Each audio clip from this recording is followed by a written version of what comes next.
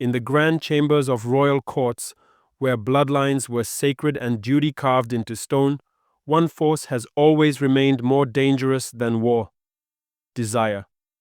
History likes to speak in terms of battles and treaties, but behind the polished portraits and iron crowns, it was often love or lust that shaped the fate of nations. Sometimes, a crown wasn't lost on the battlefield, but in a bedroom. Sometimes, a king didn't fall by rebellion, but by reaching for the hand of a woman he should never have touched. This is not a tale of fairy tale romance. This is the raw, explosive truth of 7 royal men, from England, France, Romania, Spain, Germany, and Brazil, who broke every rule of statecraft, protocol, and faith for women who were never meant to sit beside a throne. Actresses, courtesans, dancers, commoners, women without titles, yet with the power to shake empires. From Britain to Bavaria, from Brazil to the heart of Versailles, these affairs ignited scandal, triggered revolutions, and in some cases, shattered entire dynasties. These are not side stories. These are the real power struggles, where love was lethal, and loyalty to passion came at the price of a nation. So settle in as we peel back the velvet curtains of history and uncover the hidden fire behind the thrones. And before we dive in, if you are passionate about untold royal scandals, shocking history, and forbidden love stories that changed the world, make sure to like this video, subscribe to the channel, and comment below with your favorite royal affair or one you'd like us to explore next. Now, let's begin. 1.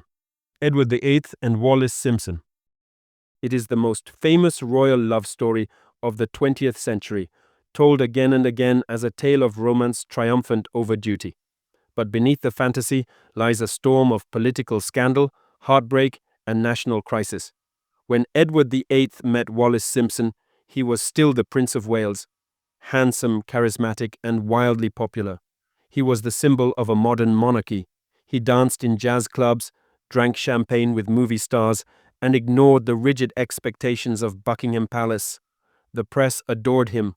Women adored him more. Wallace Simpson, on the other hand, was everything the British establishment feared. An American, a divorcee, twice married, outspoken, sophisticated. She had no noble blood, no wealth, and no shame about speaking her mind. She was as bold as Edward was reckless. They met in the early 1930s. She was married to her second husband. It didn't matter. The attraction was immediate. Within a few years, Edward was completely infatuated. Some said obsessed. He ignored official duties, defied the government, and spent more time with Wallace than with Parliament. In January 1936, King George V died. Edward became king, and within weeks, he announced he intended to marry Wallace. The country erupted. The Church of England strictly forbade remarriage after divorce, if the former spouse was still alive. Wallace had two. The British government, led by Prime Minister Stanley Baldwin, issued an ultimatum: choose the crown, or choose her. You cannot have both. Behind closed doors, the royal family panicked. The Queen Mother wept. Edward's mother refused to receive Wallace at court. The cabinet prepared contingency plans. The Dominions, Australia, Canada, South Africa, refused to accept Wallace as queen. Even Winston Churchill, privately sympathetic, warned of constitutional collapse. The press, until then silent under a gentleman's agreement, finally broke the story. Overnight, the public learned that their king was prepared to break the laws of the realm for love. In December 1936, after less than a year on the throne, Edward VIII abdicated. He signed the instruments of abdication with trembling hands, his brothers watching in silence. "I have found it impossible," he said in his final address as king, "to carry the heavy burden of responsibility and to discharge my duties as king as I would wish to do without the help and support of the woman I love." He became the Duke of Windsor. His brother, George VI, reluctantly took the throne. His niece, Elizabeth II, would inherit it after that. Edward and Wallace were married in a modest ceremony in France. No member of the royal family attended. They lived in exile, moving from Paris to New York to the Bahamas. The royal household never forgave them. Wallace was never given the title of Her Royal Highness. She would always be the woman who stole the king. Edward believed he chose love, but what he lost was more than a crown. He lost a country, a family, and a future that could have been his. This wasn't just a royal romance, it was a constitutional crisis that changed the British monarchy forever. 2. Charles II and Nell Gwyn. She came from the gutter, he came from a line of kings. Their love affair would scandalize the nobility, but charm a nation. Charles II was restored to the English throne in 1660 after a brutal civil war and over a decade of Puritan rule under Oliver Cromwell. England had executed his father, King Charles I, and abolished the monarchy. But when the Republic collapsed, Charles returned to cheers, fireworks, and the hope of a brighter, freer England. He would become known as the Merry Monarch, a king of wit, elegance, and excess. He surrounded himself with art, music, and lovers. But among all his mistresses, many of noble birth, one woman stood apart. Her name was Nell Gwyn. Born in the slums of London, possibly the daughter of a brothel madam, Nell began working as a child, first selling oranges to theatergoers, then acting on stage, then charming wealthy men in the shadows behind the curtains.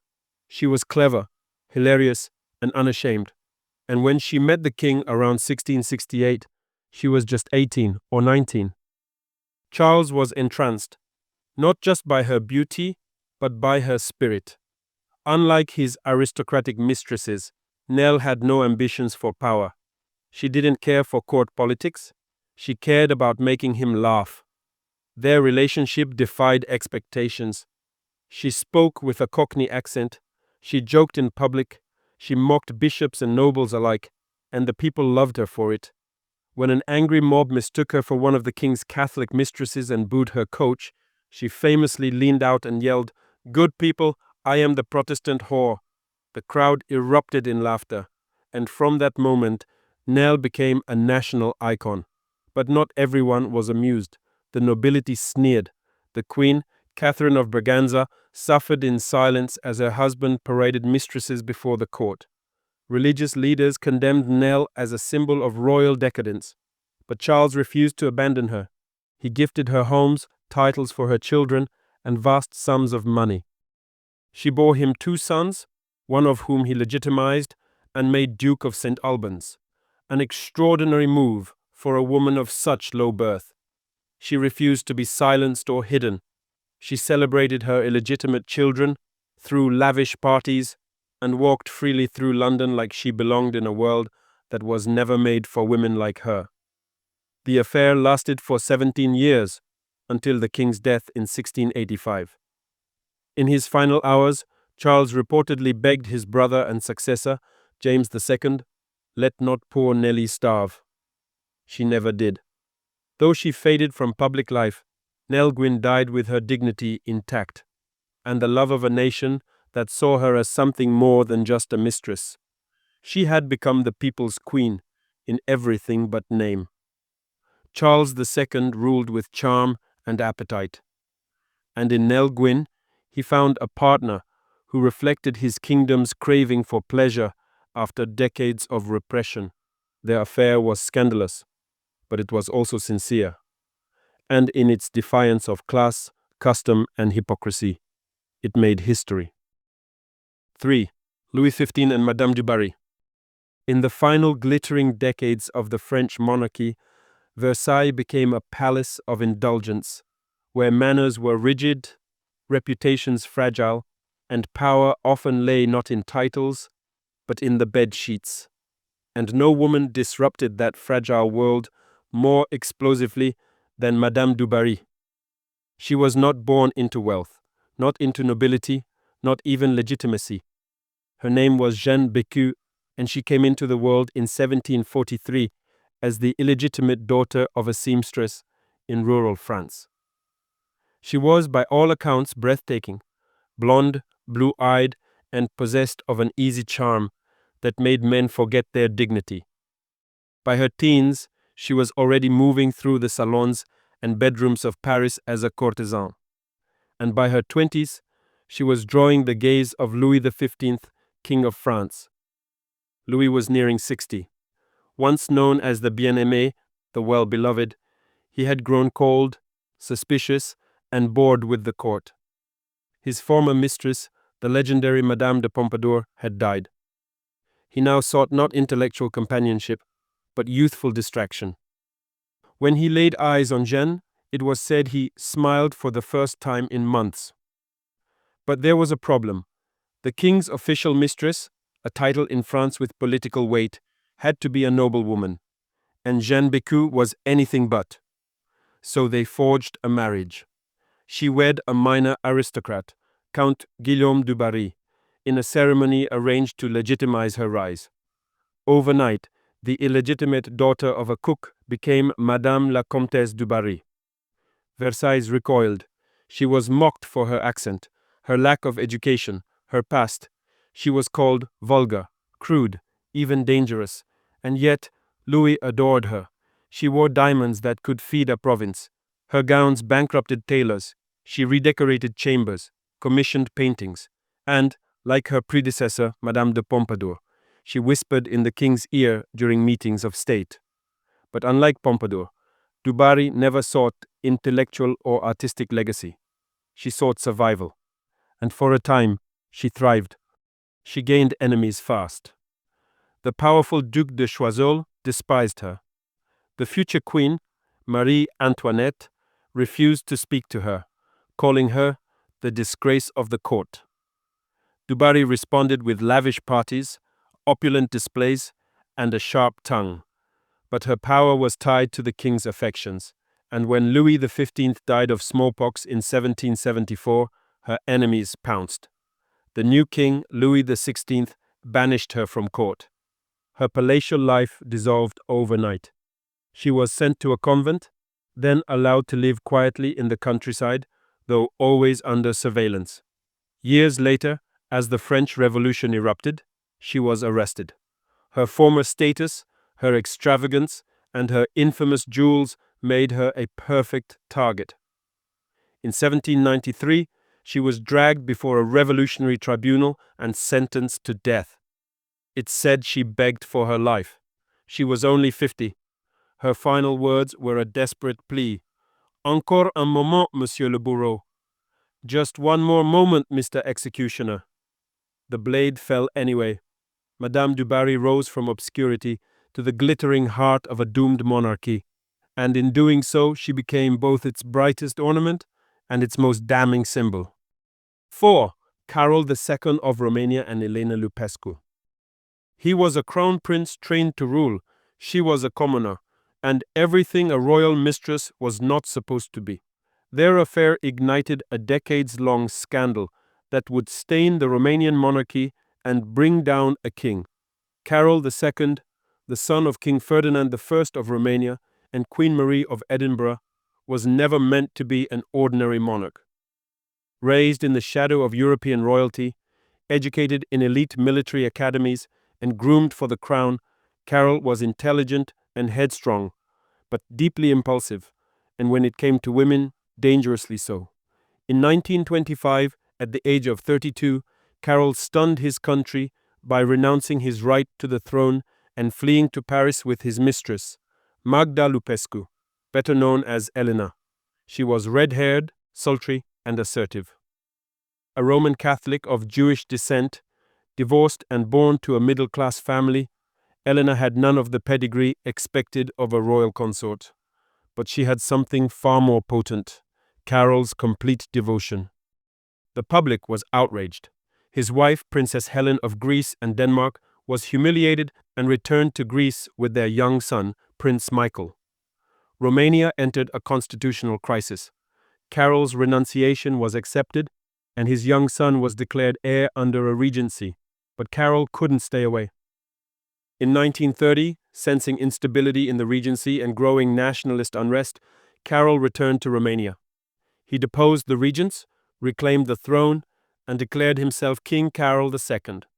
Elena remained in the shadows, but not for long. Within a year, she was installed in a luxurious villa near the palace, given the full privileges of a royal consort, without the title. She hosted dinners, influenced appointments, whispered policy suggestions into Carol's ear. She wore furs, jewels, and designer gowns as if she were Empress of Europe. The Romanian elite were horrified. So were the church, the military, and much of the public. But Carol would not give her up. In fact, the more the world pushed back, the more he clung to her. Behind closed doors, Elena became the most powerful unelected woman in Romanian politics. Cabinet ministers feared her.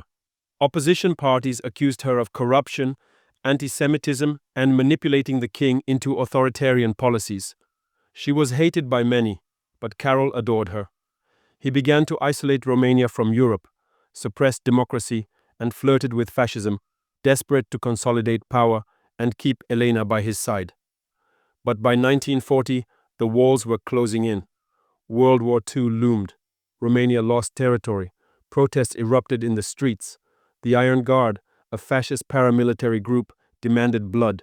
Surrounded by enemies and abandoned by allies, Carol abdicated on September 6, 1940, in favor of his teenage son, Michael. And once again, he fled into exile, with Elena at his side. They lived in Portugal, Mexico, and Brazil. The royal courts of Europe closed their doors to them, but Carol never regretted his choice. They were married in exile in 1947, shortly before his death. For Romania, it was a royal romance that ended in national disgrace. For Carol, it was proof that passion could outweigh duty. For Elena Lupescu, it was the most unlikely rise, from scandal to shadow queen. 5. Alfonso XIII and Carmen Ruiz Moragas.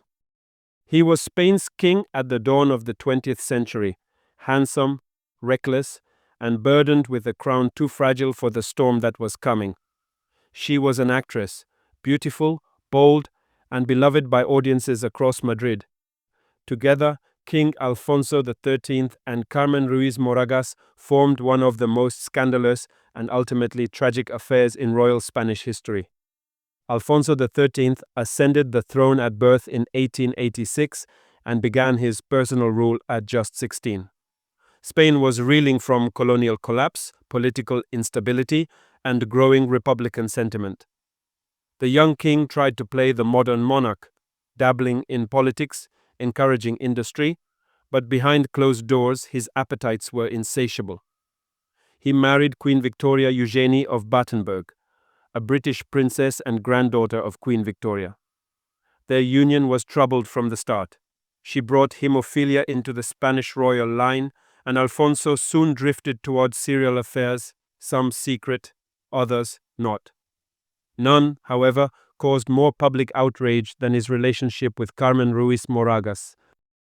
Carmen was a celebrated stage actress in early 20th century Madrid.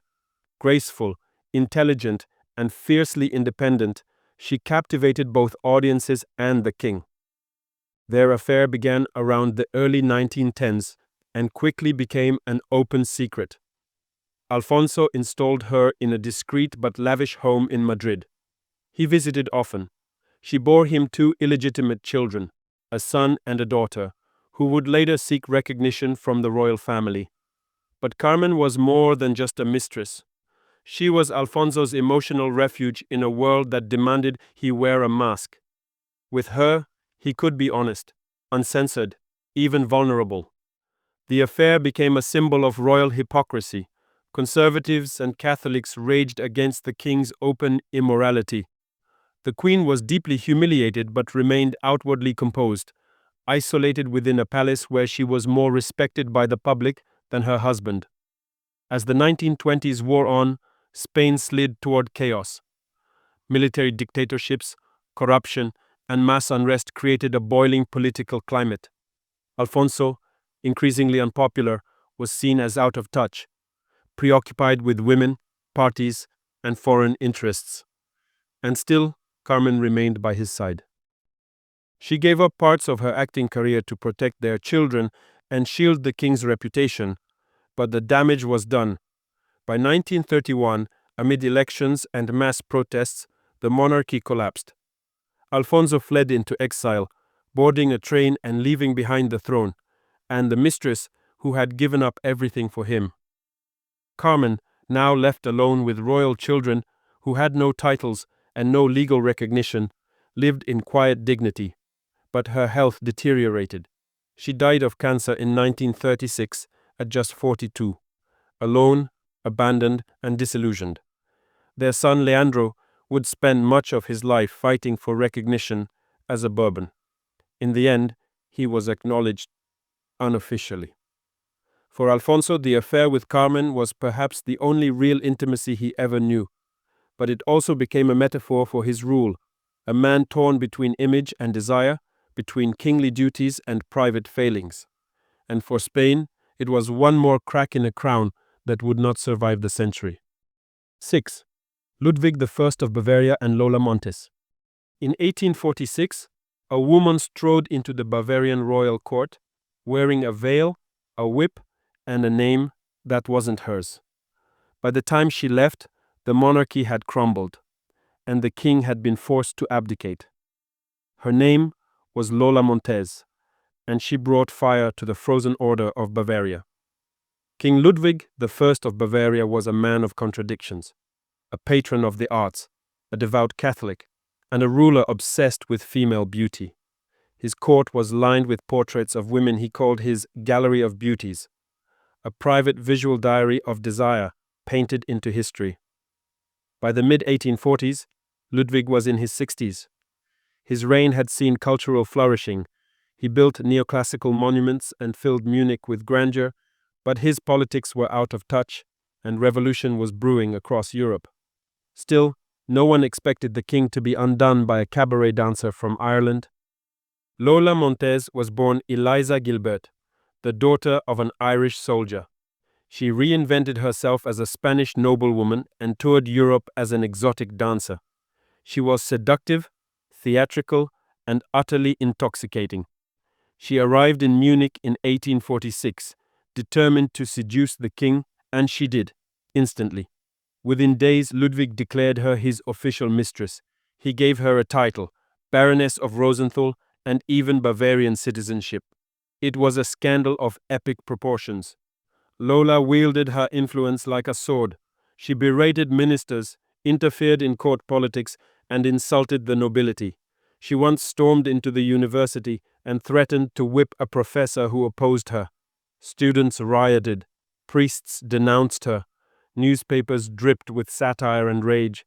The public loathed her, but Ludwig refused to let her go. Their affair became more than scandal. It became a political crisis. In 1848, as revolution spread across Europe like wildfire, Bavaria erupted in protest. University students and liberal reformers demanded change. Instead, Ludwig defended Lola. When his ministers resigned in protest over her growing power, he dismissed them all. That was the breaking point. With revolution at the gates of Munich and civil unrest on the rise, Ludwig faced an impossible choice: abdicate or lose control of the kingdom. On March 20th, 1848, Ludwig IV stepped down in favor of his son, Maximilian II. Just days later, Lola Montes was forced to flee, disguised and hounded by mobs. Her carriage was attacked with stones as she escaped the city. Exiled and disgraced, she drifted from Switzerland to London to New York, performing scandalous stage plays about her time as a royal mistress. Eventually, she moved to California and died in poverty in 1861. Ludwig would live out his days in quiet exile, writing poetry, missing Lola, and watching the world change without him. Their story wasn't just about passion, it was about pride, delusion, and the explosive power of a woman who refused to bow. In the end, Lola Montes didn't just seduce a king, she helped topple a throne. 7. Pedro I of Brazil and Domitila de Castro. He was the first emperor of Brazil, passionate, impulsive, and burdened with the responsibility of founding a new empire. She was a beautiful commoner, married, with a magnetic presence and sharp wit. Their affair would haunt the imperial court, scandalize the nation, and nearly break the empire he had sworn to build. Pedro I of Brazil, son of King Juan VI of Portugal, became emperor in 1822 after declaring Brazil's independence. At just 24, he was a symbol of hope for a young nation.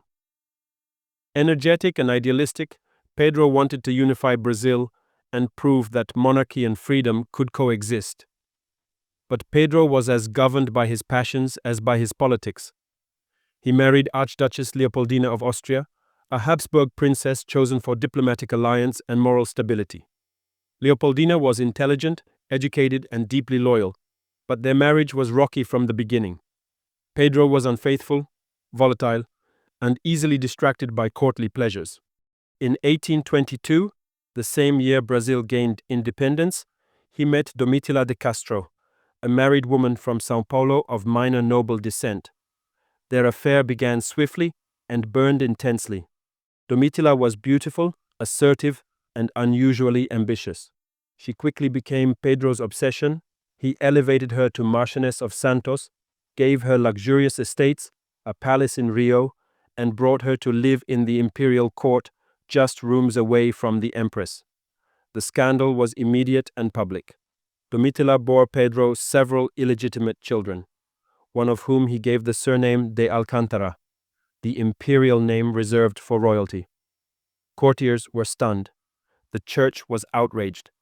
Empress Leopoldina, humiliated and isolated, endured repeated heartbreak until her death in 1826, reportedly from complications aggravated by stress and despair. Domitila became the face of scandal in Brazil. Ministers pleaded with Pedro to end the affair. Foreign ambassadors warned of reputational collapse. Riots broke out in Rio, but Pedro refused. He attended official functions with Domitila at his side and made her the unofficial empress of his heart. The relationship eroded the monarchy's credibility. The public, once enamored with Pedro's idealism, turned hostile. His erratic behavior, compounded by the scandal, alienated the political elite. In 1831, facing economic turmoil and mounting unrest, Pedro abdicated the Brazilian throne in favor of his 5-year-old son, Pedro II, and he left Brazil not with Domitila, but to reclaim his daughter Maria's rights in Portugal. Their parting was abrupt and bitter. He severed ties, forced her out of court, and never saw her again. Domitila lived out the rest of her life in relative obscurity, though always carrying the legacy of her scandalous rise. Pedro would die young, a broken figure haunted by both triumph and failure. But their story remains a cautionary tale of how one affair, born in fire and fed by defiance, nearly shattered an empire. Domitila de Castro rose higher than any common woman in Brazilian history, and fell just as far. In every age, kings were told they were chosen by God, set apart by birth, untouchable. But over and over, history whispers the truth, that even kings kneel, not to parliament, not to pope, but to passion. From palaces to prisons, from crowns to exile, they gave it all for the women they could not resist, and in doing so, they proved that power may rule empires, but love rewrites history. If you enjoyed diving into the untold passions and power struggles behind the throne, don't forget to like this video, subscribe to the channel, and turn on notifications so you never miss a story that history tried to bury. And tell us in the comments, which royal affair shocked you the most, or is there another scandal you think we should uncover next? We'd love to hear your thoughts.